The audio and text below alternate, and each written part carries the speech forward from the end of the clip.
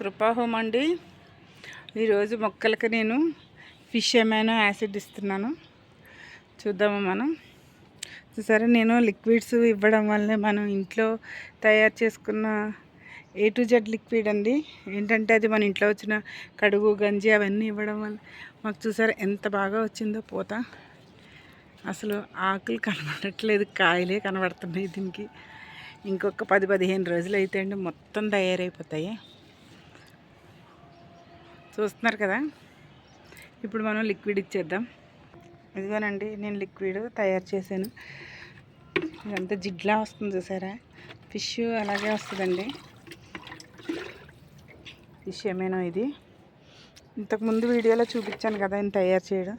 ప్రతి దానికి మనం కొంచెం కొంచెం ఇచ్చుకున్నాం అనుకోండి, ఇలాగా చాలా బాగా పనిచేస్తాయి. పువ్వులు కాయలు కూడా బాగా వస్తాయి.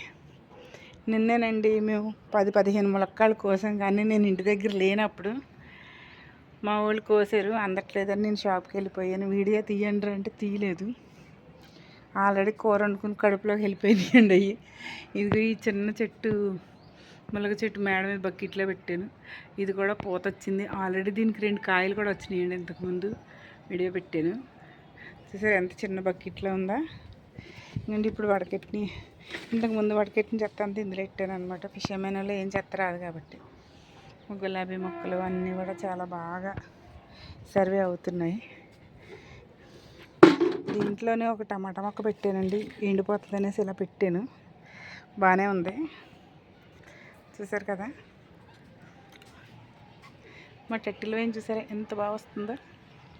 ముద్దు ముద్దుగా ఉంది. ఇంకోటి కూడా ఉందండి టెట్టిల్ వేయిన్, చూపిస్తాను.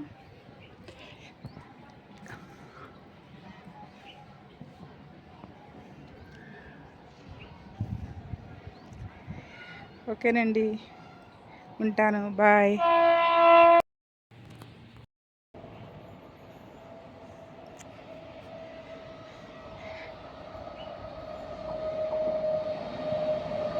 వ్యూ ఎంత బాగుందో చూసారా. మాకు ట్రైన్ చక్కగానే మా ఇంట్లోంచి నించుంటే ట్రైన్ మా ఇంట్లోంచి వెళ్ళిపోయినట్టే ఉంటుందండి.